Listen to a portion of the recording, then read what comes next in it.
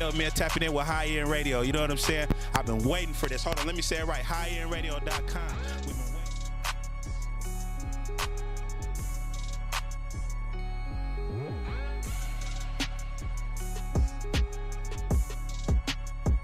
Deli Smooth, that's like my big homie right there. You know what I'm saying? I fuck with Deli Smooth tough. I mean, I've known Deli Smooth since I was like 14, 15 years old, Morris High School, you know what I'm saying, since 9th grade, you know what I'm saying, and that's just one of my older partners, and, you know, he was doing his music thing, I was doing my music thing, and, you know, they came with the Mafia Tie, shout out to everybody that's on the Mafia Tie CD, and so that was a natural thing that we had to do that, you know what I mean, but as far as the music, I was doing the music, and you know what I mean, we had an opportunity to open up for YG at Below, so I got some shirts made just for us to rock on stage, just, you know, presentation, and I took the shirt and I put it on Facebook. I was like, yeah, this is what we're wearing tonight, we're gonna be fresh, yada yada, and people was like, where can I get the shirt? And I was like, yeah, it ain't nowhere to get the shirt. This what I'm wearing. You know what I'm saying? This my shirt. This what the nigga said on Boys in the Hood. These my fries. You know what I'm saying? I was like, this what I'm wearing tonight. And my partners, this is what we gonna be in. People was like, man, more people just kept saying, that shirt is dope. That shirt is dope. Wish we could get a shirt. So that kind of set a light bulb off, and we was like, okay, maybe we should get some shirts. You know? And at first, honestly, the first shirts we got, we just threw them on stage. We was like, we just gonna get some shirts made just to throw off stage when we perform. Shout out to my boy Lil Plato. He made the first Stay Down shirts. You know what I'm saying? He had the machine, and we went through him, and he made the first Stay Down shirt. So we did that, you know, and then it was, you know, it was over. You know, we performed, it was over. But people were still asking for the shirts. And I started, I was like, damn, you know, so that's what's called supply and demand, you know what I mean? People was asking for the shirts, so we was like, okay, let's start doing the shirts. So the first shirts that we came with used to say Stay Down Music Group. It didn't even say nothing about no clothing. We thought our music thing was so popping, people just was buying it on, and shout out to the first couple of people. I can still remember the first couple of people that their Stay Down clothes still say Stay Down. So if you ever see somebody with a Stay Down shirt and it says music group, please know they got the OG Stay Down shirt. You know what I mean? And then after a minute, we was like, okay, let's get more on some clothing shit. It was just easier to sell the clothes than it was the music, because the music is just kind of like your opinion, you know, in my opinion, you know what I'm saying? And so, but the clothes was something separate, and it just was, you know, it wasn't as opinionated, you know what I mean? So we started coming with the clothes.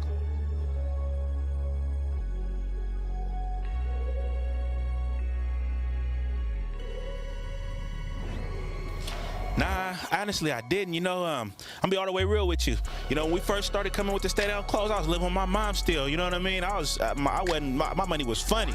My credit wasn't gonna get it, and my change was strange. You know what I'm saying? And you know, I did it with two of my friends, and we really didn't know where it would go. You know, we was just getting like 20 shirts, 24 shirts pressed up. You know, I put them on my mom's kitchen chair, and I sit it back. You know, you get your phone, you try to take a nice picture of it, and if you look at the earlier pictures, I had them across my mom's couch, and you know, this is what we doing, and I really didn't know where it would go. If you ever look at our shirts, they always say established in 2014, right?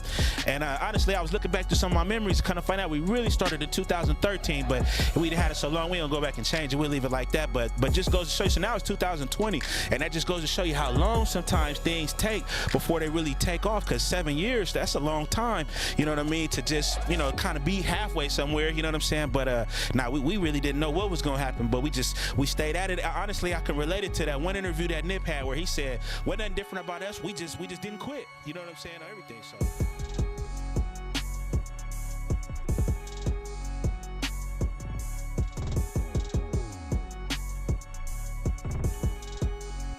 I'm a carpenter also, you know, I'm a carpenter in the union. Shout out Local 619, you know what I'm saying? I've always been in the carpentry. I started off at the BCA right there on Imperial. I switched to the AGC in Miramar, and then I got a chance to join the union in Miramar also, Local 619, right? And so through all my construction career, I had a truck, and I was able to just move people on the side.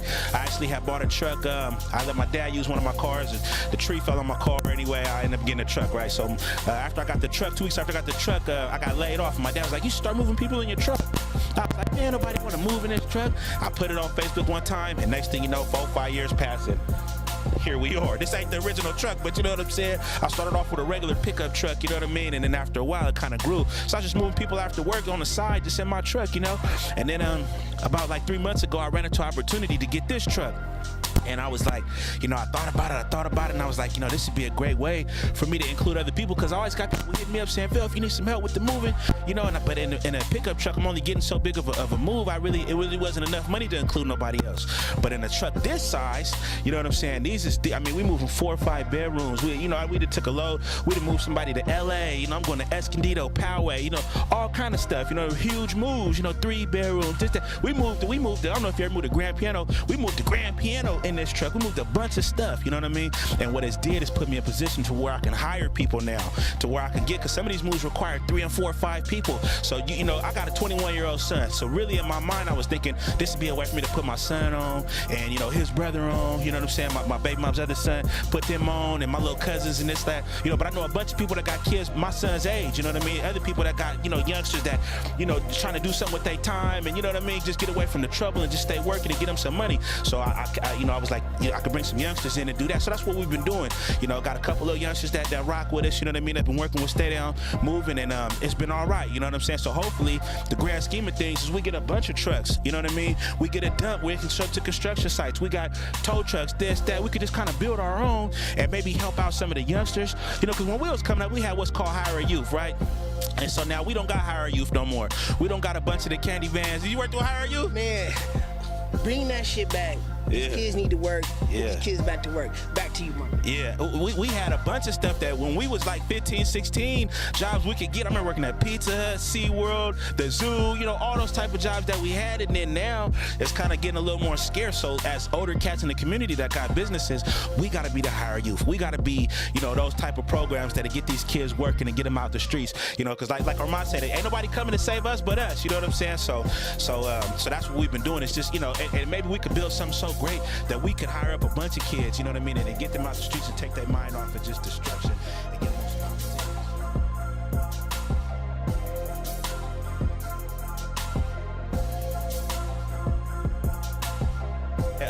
honestly, rest in peace to Nip. Shout out to Nipsey Hussle. That is one of the things I admired about Nip, just following his story and watching his growth.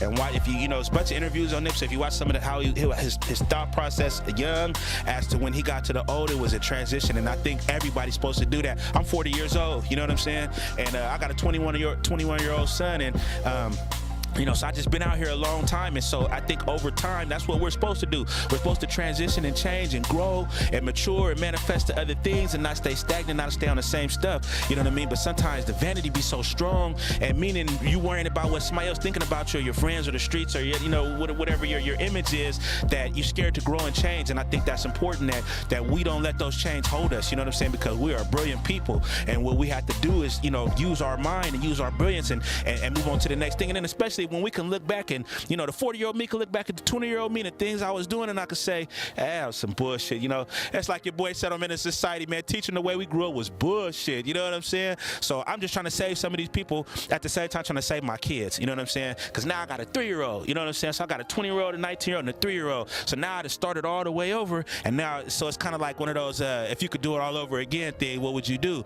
And that's where I'm at right now in my life. You know what I mean? I'm getting to do it all over again. So now this is what I'm going to do. I'm going to set it up better. You know what I'm saying? And I'm gonna let my older son be an example for my younger son as well. You know what I'm saying? But yeah, just trying to do something different, man. We you know, the way we was carrying on wasn't gonna work. It was just nothing but destruction. We see it every day on the news.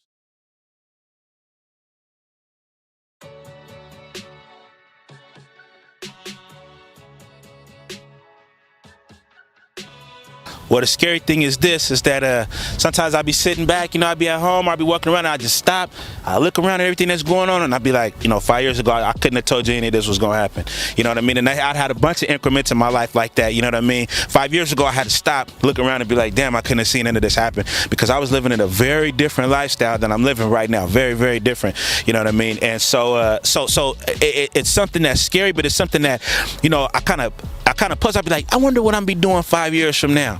Because I can't really say, I can tell you what I'd like to do, you know what I mean? But I truly keep my faith in God, and I know He got a plan that I couldn't even see coming. So, like they say, Lord, take the wheel. I'm in the, I don't even want to sit next to you in the passenger seat. I'm in the back seat. Wake me up when we get there. You know what I'm saying? Because it been. So I really don't know. Now, let me tell you. They say if you ever want to make God laugh, tell Him your plans. You know what I mean? So I really don't try to have too much of plans. I just go day by day, right? But let me just tell you, in my mind, what would be cool Let me just say that what would be cool is if we had a few more trucks like this. Stay Down Clothing went big. Yeah, matter of fact, I was talking to Joe Black. This was one of the things we talked about in our conversation was he was coming from the store up there that Caypre got up there, you know what I'm saying, and around the corner from the Marathon store. And so he was talking about, man, when I'm ready, you know, get the clothes, take them up there. So that's kind of one of the things I like to see, take this clothes to another level. You know what I mean? Take the clothes to another level, take the moving to another level, and then at the same time, take some of the proceeds, get with some other black business owners, some local black business owners, and we put our money together and come up with something else big that I can't even see coming right now. You know what I'm saying? We might have an interview 5 years from now, be like, so you didn't know you was gonna get a movie theater and half a mall, huh? I really don't know. You know what I'm saying? But that's what I like to see. I just like to see us just keep going and do some positivity and bring some of these kids in and help some homies that done got out of jail. You know what I mean? That may think, you know, they done had a waste of time, that they trying to make up for some lost time, and just get them together. So that's pretty much what I'm trying to do, is just keep going, stay positive, and just do something huge. That's it. High End Radio presents Late Night with her, giving you the best in sensual hip-hop and R&B, neo soul, and those soul classics. Hosted by yours truly, Mr. Caypre. Send requests to mrcaypre@gmail.com. That's mrcaypre@gmail.com. Late with her. Follow us on the Apple Podcast app, Google Play, Spotify, and on the Anchor.fm app on all your streaming devices.